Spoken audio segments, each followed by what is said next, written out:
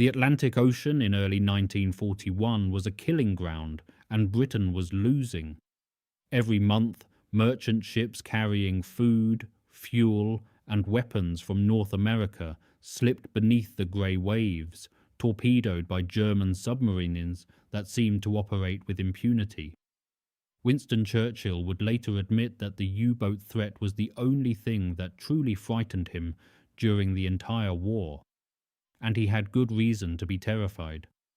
Admiral Karl Dönitz had refined his Wolfpack tactics to devastating effect. His U-boats would spread across the convoy routes, and when one spotted a merchant fleet, it would shadow the ships whilst radioing coordinates to every submarine within range. Then they would gather, wait for darkness, and strike together. The numbers tell the story with brutal clarity. In 1941 alone, U-boats sank over 1,000 Allied ships, totaling more than 4 million tons of irreplaceable cargo. Britain was an island nation that imported 70% of its food and nearly all of its oil. At the rate losses were mounting, mathematical projections suggested the country could be starved into submission by late 1942. The U-boats held one crucial advantage that made them nearly unstoppable at night. These vessels were not true submarines in the modern sense. They were essentially surface ships that could dive when threatened. Their diesel engines, which provided speed and range, required air to function. Their batteries, which powered underwater movement, needed regular recharging. This meant U-boats had to surface frequently, typically spending far more time above the waves than below them. During daylight hours, this created vulnerability. RAF Coastal Command aircraft could spot a surfaced submarine from miles away, and the U-boat's crash dive took precious seconds, but at night, the submarines owned the ocean's surface. Dönitz understood this mathematics perfectly. He instructed his commanders to conduct attacks after sunset, whenever possible. A surfaced U-boat at night was essentially invisible. It could run on diesels at full speed, recharge batteries, ventilate the fetid crew compartments, and position for attack. The RAF had aircraft capable of carrying depth charges and bombs, but finding a small grey submarine on a vast dark ocean was nearly impossible. Radar had begun appearing on Coastal Command aircraft by 1941, specifically the air-to-surface vessel system that could detect surface submarines at useful ranges. Yet radar alone was not enough. It could guide an aircraft toward a contact, but in the final approach, the pilot faced an unsolvable problem. Picture the situation from the cockpit of a Vickers Wellington bomber. Your radar operator has detected a surface contact 8 miles ahead. You begin your approach, descending to attack altitude. The radar continues tracking the U-boat, 5 miles, 3 miles, 1 mile. Then, at roughly 1 mile out, you must make a decision. To drop depth charges accurately, you need to see your target. You switch on your landing lights or flares, but in the seconds it takes for illumination to deploy and your eyes to adjust, the U-boat lookouts have spotted you. The submarine begins its crash dive. By the time you reach the position, nothing remains but swirling water.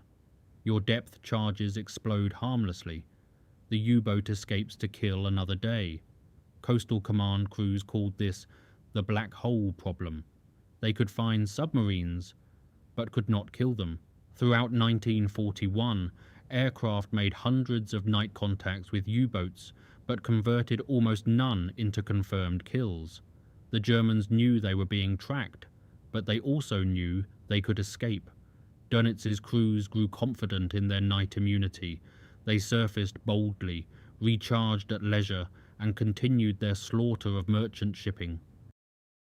Something had to change, or Britain would lose the war, not on any battlefield, but in the cold statistics of tonnage sunk versus tonnage built. The fundamental problem was physics, and no amount of courage could overcome it. RAF Coastal Command pilots were flying into an optical trap that made successful night attacks nearly impossible. Understanding why requires examining exactly what happened during those final critical moments of an anti-submarine approach. Airborne radar in 1941, specifically the ASV Mark II system, operated on a wavelength of 1.5 meters.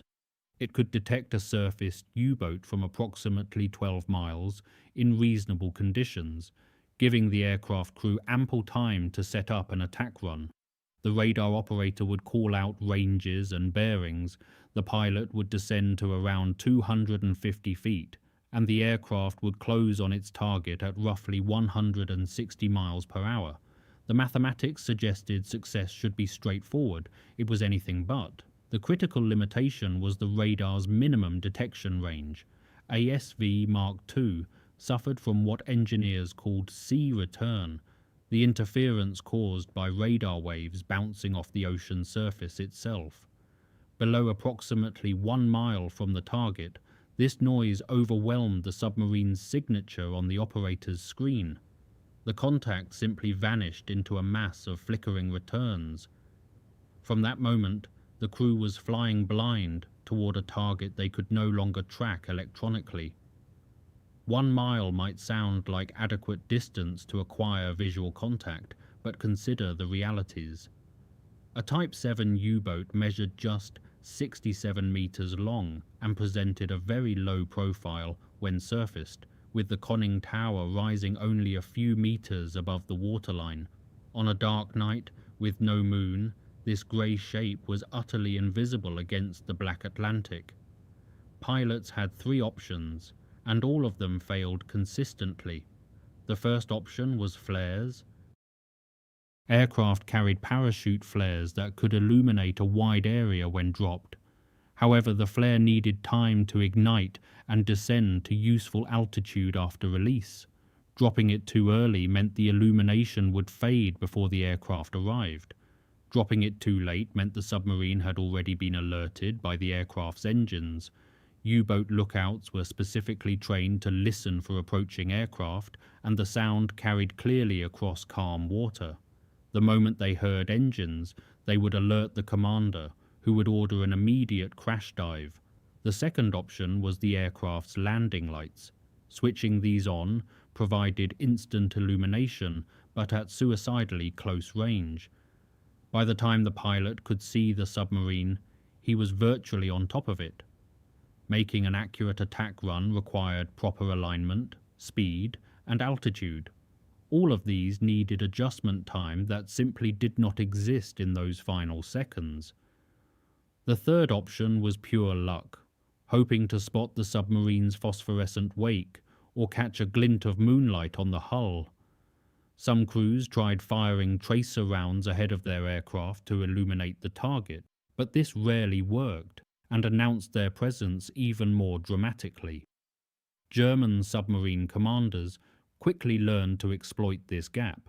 Standing orders evolved to address the radar threat. When a lookout heard aircraft engines or the telltale warbling of ASV radar emissions, the submarine would crash dive immediately.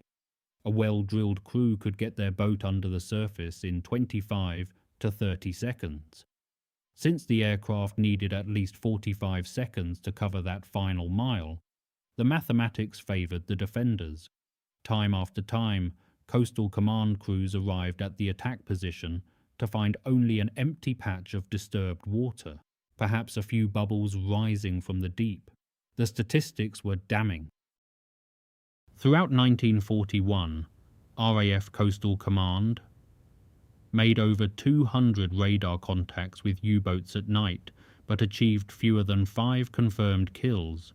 This represented a success rate below 3%. Submarines that would have been destroyed in daylight escaped routinely after dark. While pilots cursed the darkness and submariners celebrated their night immunity, one man had been quietly obsessing over the problem for years.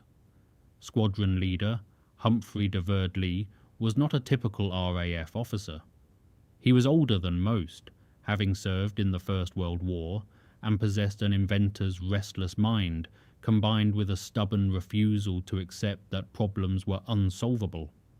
When he first proposed mounting a powerful searchlight on aircraft to illuminate submarines at night, the response from the Air Ministry was polite dismissal.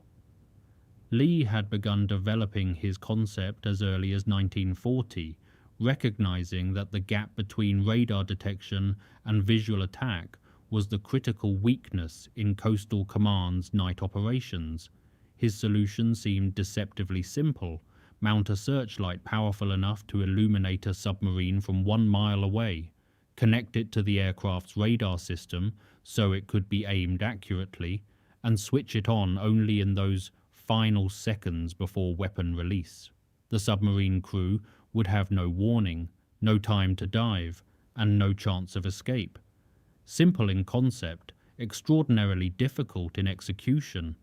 The searchlights powerful enough to illuminate a target at 1 mile were massive naval units designed for battleships, not aircraft. They weighed hundreds of pounds, drew enormous electrical power, and generated tremendous heat. No aircraft in Coastal Command's inventory had been designed to carry such equipment.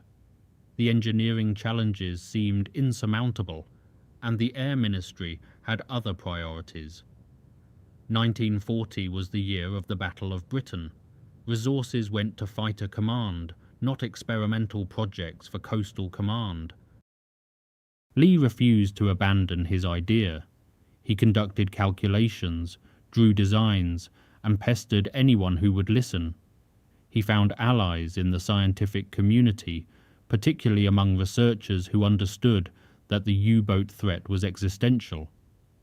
By early 1941, Leigh had assembled enough support to begin proper development work at the Royal Aircraft Establishment at Farnborough. The project received official backing, though resources remained scarce. The first prototype used a 24-inch naval searchlight producing approximately 22 million candlepower. To put this in perspective, a typical automobile headlamp of the era produced roughly 20,000 candlepower. Leigh's light was 1,000 times more powerful. It could illuminate a surfaced submarine clearly enough for accurate attack from well over a mile away. But mounting it on an aircraft presented numerous problems that required ingenious solutions. Weight distribution was critical. The searchlight assembly, including the carbon arc lamp, reflector, motors for aiming, and electrical connections, weighed nearly 600 pounds. Mounting this in the nose would unbalance the aircraft. Leigh's team eventually positioned the light in a retractable turret beneath the fuselage, where it could be lowered into position during the attack run and retracted for normal flight. This solution added complexity but preserved the aircraft's handling characteristics. Power supply posed another challenge. The carbon arc lamp required substantial electrical current, far more than aircraft generators typically provided. Engineers developed a system using wind-driven generators and batteries that could store enough charge for multiple illuminations. The light could only operate for brief periods before requiring recharge, but since each illumination needed to last merely seconds, this proved adequate. Aiming the beam accurately was perhaps the trickiest problem. The light needed to point precisely where the radar indicated the submarine should be, compensating for aircraft movement, wind drift, and the changing geometry of the approach. Leigh's solution linked the searchlight mounting to the radar display, allowing the operator to slave the light's direction to the target's bearing. Final adjustments could be made manually in the last moments before illumination. By summer 1941, the first prototype was ready for testing. Results exceeded expectations, revealing a submarine-shaped target boat from well beyond 1 mile. The concept worked. Now came the greater battle, convincing the RAF to adopt it operationally. Proving a concept worked in controlled tests was vastly different from deploying it operationally over the hostile Atlantic. The journey from Leigh's prototype to combat-ready weapon system consumed another year of intensive engineering, training, and bureaucratic persistence. Every component had to be refined, every procedure perfected, and every crew taught entirely new skills. The searchlight itself underwent continuous improvement throughout late 1941 and into 1942. The final operational version used a carbon arc lamp housed in a rotating turret mounted in the position previously occupied by the ventral gun turret on Wellington bombers. The assembly weighed approximately 600 pounds complete, including the lamp, reflector, motors, gearing, and control mechanisms. The reflector diameter measured 24 inches, focusing the arc's output into a beam approximately 5 degrees wide. At 1 mile distance, this produced an illuminated patch on the ocean surface, roughly 450 feet across, more than sufficient to reveal a surfaced submarine clearly. Power requirements demanded significant aircraft modifications. The carbon arc consumed approximately 90 amperes at 28 volts, far exceeding the standard Wellington's electrical generation capacity. Engineers installed additional generators, driven by the aircraft's engines, supplemented by banks of heavy-duty batteries. These modifications added weight and complexity, but provided reliable power for multiple illuminations per sortie. Each illumination could be sustained for approximately 2 minutes. Though typical attack runs required the light for less than 30 seconds, the mechanism for deploying the searchlight was elegantly simple.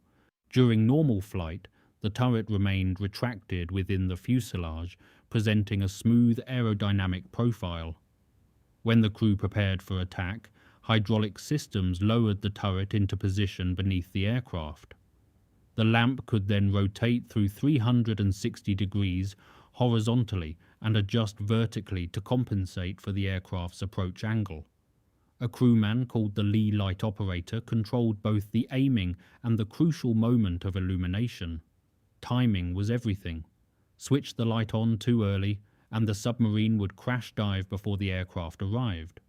Switch it on too late, and there would be insufficient time for accurate weapon aiming. Through extensive trials, Coastal Command established optimal procedures.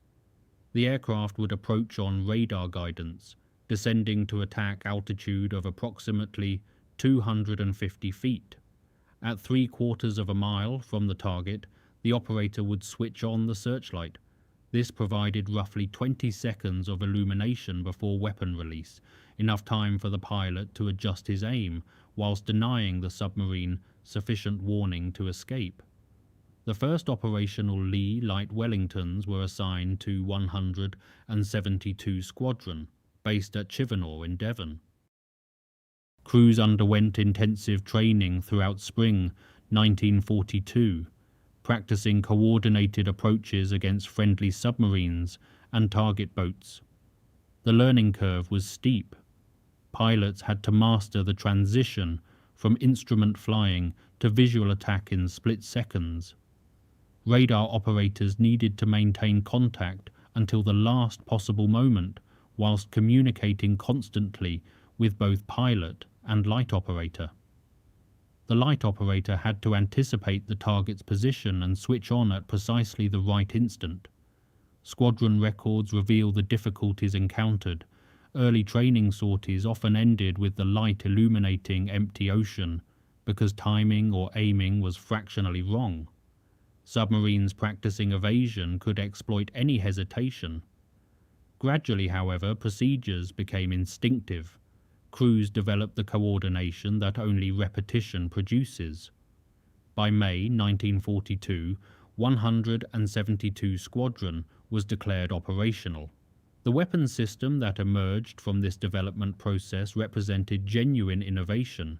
It combined existing technologies, radar, searchlights, and depth charges in a new configuration that transformed night anti-submarine warfare.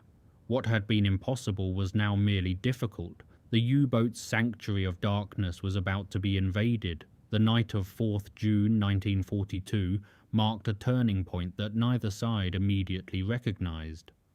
Squadron leader Jeff Greswell of 172 Squadron was patrolling the Bay of Biscay in his Leigh Light Wellington when his radar operator detected a surface contact. The bay was a crucial hunting ground because every U-boat traveling from French bases to the Atlantic shipping lanes had to transit these waters. Greswell began his approach, following the procedures his squadron had rehearsed countless times. The radar contact held steady as the Wellington descended through the darkness. At 3/4 of a mile, Greswell's light operator triggered the searchlight. 22 million candlepower blazed across the black ocean, and there, caught in the beam like a startled animal, was the Italian submarine Luigi Torelli. The submarine's lookouts had heard nothing over the wind and waves.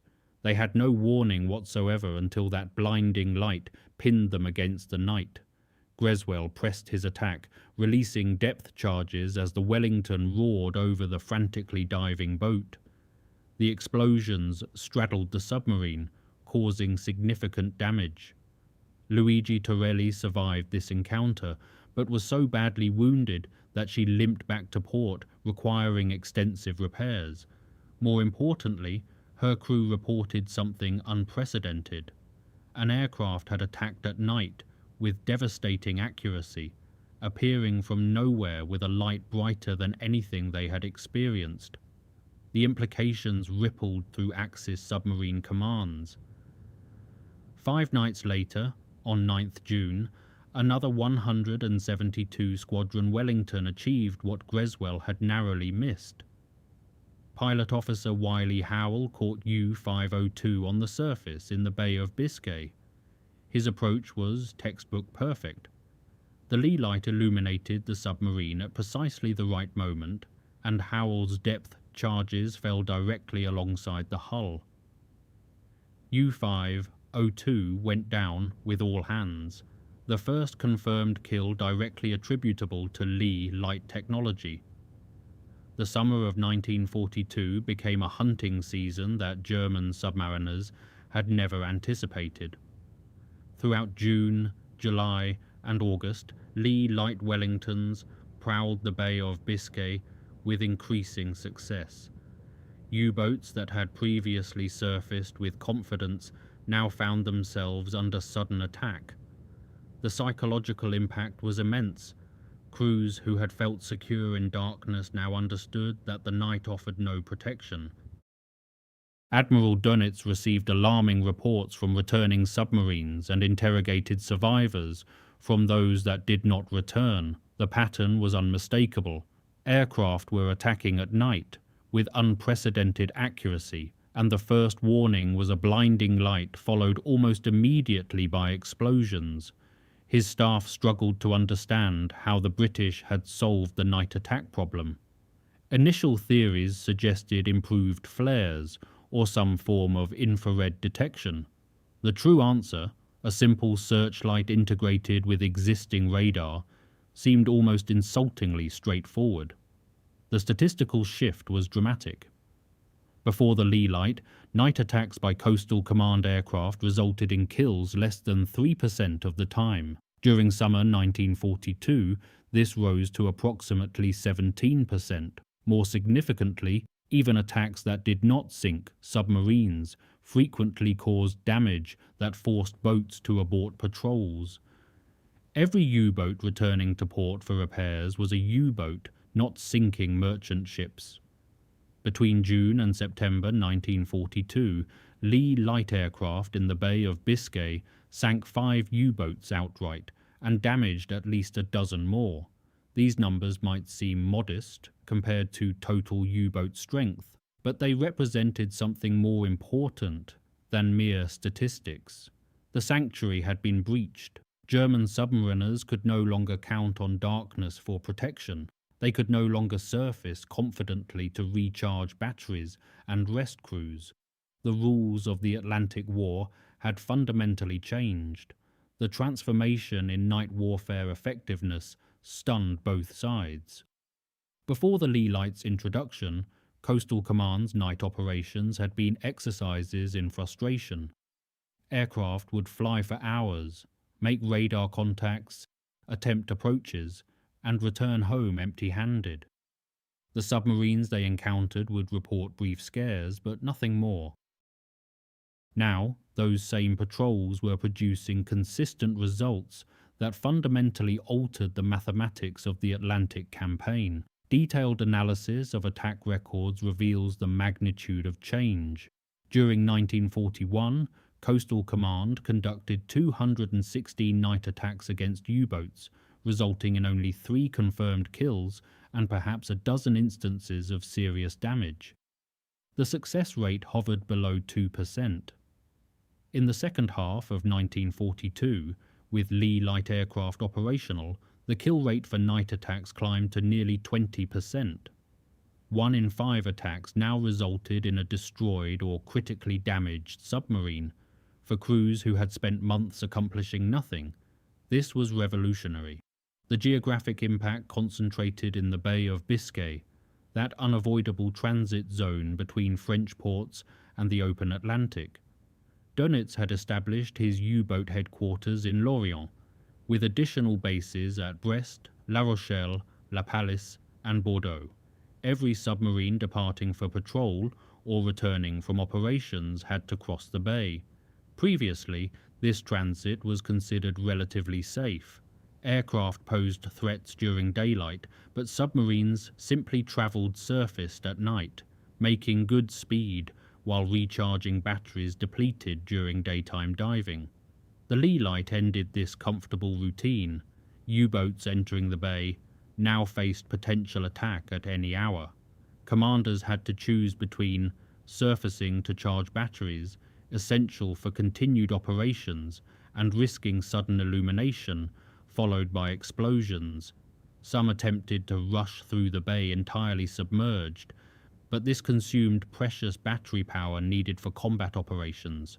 Others tried transiting only during daylight, reasoning that at least they could see attackers coming. But this exposed them to conventional air patrols. There were no good options anymore. Specific U-boat losses mounted through the autumn of 1942. U-502, sunk in June, was followed by U-159 in July. Damaged so severely she barely reached port. August saw U-578 destroyed by a Leigh Light Wellington from 272 Squadron. September brought the loss of U-705 to aircraft from 172 Squadron. Each sinking removed not just a submarine, but an experienced crew. Training replacements took months. The attrition was unsustainable if allowed to continue. Dönitz's war diary from this period reveals mounting concern. Entries note the unexpected effectiveness of British night attacks and demand explanations from technical staff. The Admiral understood that his entire operational strategy depended on submarines being able to surface regularly. They were not true submarines capable of extended underwater operations.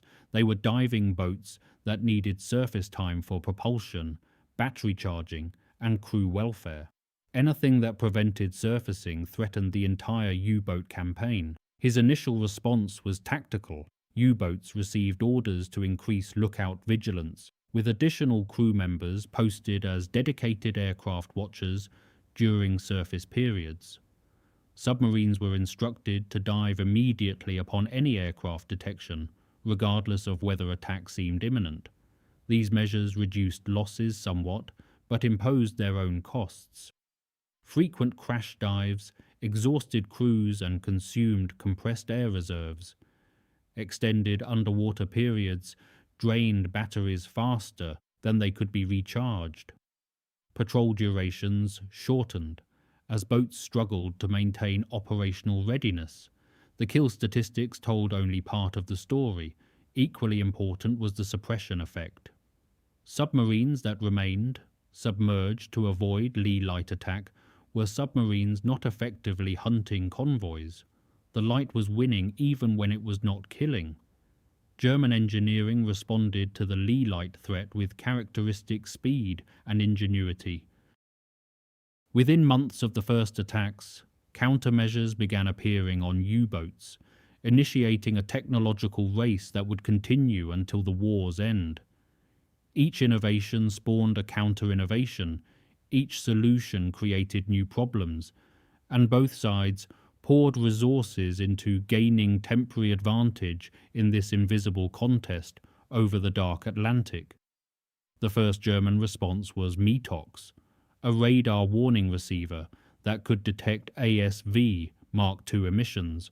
Named after the French company that manufactured its components, METOX consisted of a simple receiver connected to a crude wooden cross antenna that crews nicknamed the Biscay Cross.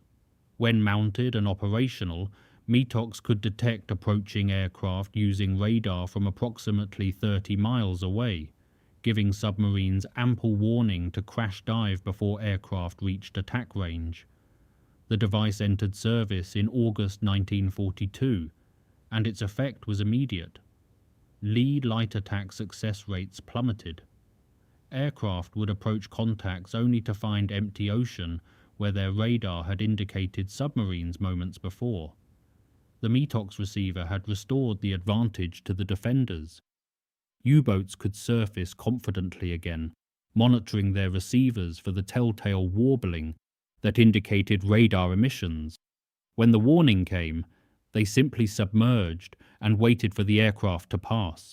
By autumn 1942, the Leigh Light's effectiveness had been largely neutralized. The British response came quickly. Intelligence indicated that METOX could only detect the metric wavelengths of ASV Mark II. Scientists at the Telecommunications Research Establishment had been developing centimetric radar operating on far shorter wavelengths, specifically the 10-centimeter system designated ASV Mark III. This new radar used a cavity magnetron, a British invention of extraordinary importance, to generate powerful microwave pulses. Not only was ASV Mark III undetectable by METOX, it also provided far superior resolution and accuracy. Submarines appeared as distinct contacts rather than fuzzy blurs. ASV Mark III began entering service in early 1943, and the results were devastating. U-boats relying on METOX received no warning before Leigh Lights blazed and depth charges fell. Crews died still trusting receivers that chirped only silence. The effect was amplified by German confusion over what had changed. Some analysts suspected the British had developed a detection method that used no emissions at all, perhaps thermal imaging or magnetic anomaly detection. The true answer, a simple frequency shift, took months to confirm. Dönitz's technical staff eventually identified the centimetric threat and developed Naxos, a receiver capable of detecting the new wavelengths. But Naxos arrived slowly, reaching operational boats only in late 1943. In the intervening months, the Leigh Light combined with ASV Mark III inflicted severe losses. The Bay of Biscay became known among U-boat crews as the Valley of Death. Beyond electronic countermeasures, the Germans pursued a more fundamental solution, eliminating the need to surface entirely. The snorkel, a breathing tube allowing diesel operation at periscope depth, promised to free submarines from their fatal surface dependence. Dutch designs captured in 1940 provided the concept, but engineering a reliable system took years. Snorkel-equipped boats began reaching operational status in early 1944, allowing them to recharge batteries whilst remaining effectively submerged. Yet even the snorkel was imperfect. The device created a small but detectable wake. Advanced radar could sometimes locate snorkel heads. More importantly, submarines using snorkels moved slowly and could not effectively pursue convoys. The aggressive wolf pack tactics that had threatened Britain became impossible. U-boats were reduced to lurking defensively, hoping targets would come to them. The Leigh Light had not merely made surface operations dangerous, it had fundamentally broken the operational concept that made U-boats such deadly weapons. The strategic consequences of forcing U-boats beneath the surface extended far beyond individual submarine losses. By fundamentally disrupting German operational patterns, the Leigh Light contributed to a transformation in the Atlantic War that reached its climax in May 1943. The month historians identify as the decisive turning point. Understanding why requires examining what submarines lost when they could no longer surface freely. A submerged U-boat was an ineffective U-boat. The Type 7 submarines that formed the backbone of Dönitz's fleet could manage barely 7 knots underwater, compared to 17 knots on the surface. Their battery endurance at economical speeds was roughly 80 miles before requiring recharge. Submerged, they were essentially mobile mines waiting for targets to approach. The wolfpack tactics that had devastated convoys depended entirely on surface mobility. Submarines needed to race ahead of convoys, coordinate positions via radio, and concentrate for massed attacks. None of this was possible whilst hiding beneath the waves. The Leigh Light forced exactly this constraint. U-boats transiting the Bay of Biscay now spent far more time submerged, arriving at patrol areas with exhausted crews and depleted batteries. Those that surfaced to recharge risked sudden death from above. The operational tempo that Dönitz demanded became physically impossible to maintain. Submarines that had previously completed patrols of 8 weeks found themselves returning after 4, having accomplished little. Radio communications suffered equally. U-boats reported to headquarters and received orders via high-frequency transmitters that only functioned when the antenna was above water. Submarines afraid to surface could not communicate. Wolfpack coordination deteriorated. Dönitz found himself commanding boats he could not contact, directing operations based on information that was hours or days old. The centralized control that had made Wolfpack so effective became a liability when submarines could not safely respond. The numbers from early 1943 tell the story. In March, U-boats sank over 600,000 tons of Allied shipping, one of their most successful months. But losses were mounting unsustainably. 43 U-boats were destroyed in the first 4 months of the year. Then came May. In that single month, 41 submarines were lost. Dönitz withdrew his fleet from the North Atlantic on 24th May, conceding defeat in the convoy battles. He would later describe this as the turning point when the war was lost. Multiple factors contributed to this catastrophe. Improved convoy tactics, better escort vessels, escort carriers providing air cover, and breaking of German naval codes all played roles. But the Leigh Light's contribution was fundamental. By denying U-boats safe surface operations, it degraded every aspect of their effectiveness. The weapon that squadron leader Leigh had envisioned in 1940 had helped break the deadliest threat Britain faced. The legacy extended beyond the immediate victory. Leigh Light technology demonstrated that integrating existing systems in novel ways could produce revolutionary capabilities. Radar plus searchlight plus depth charges created something greater than its components. This systems thinking approach influenced post-war military development profoundly. Humphrey de Verde-Lee received the Order of the British Empire for his contribution, though the full significance of his invention remained classified for years. For the German submariners who survived, the Leigh Light remained a haunting memory. Veterans interviewed decades later recalled the terror of sudden illumination, the knowledge that death was seconds away, the helplessness of being caught on the surface with nowhere to hide. They had believed the night was their ally. A retired squadron leader with a searchlight and stubborn determination had proven them fatally wrong. the U-boats stopped surfacing because surfacing meant dying. In that simple equation lay the salvation of the Atlantic convoys, and perhaps the outcome of the entire war.